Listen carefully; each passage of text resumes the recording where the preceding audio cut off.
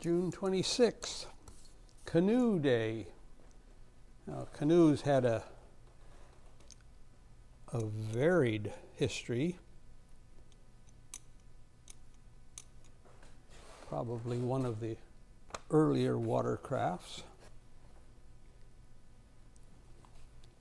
And we have an electrotype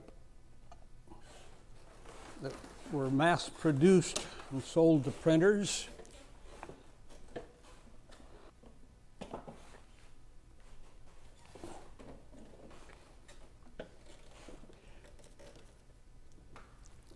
So here is a craft with a long history in society.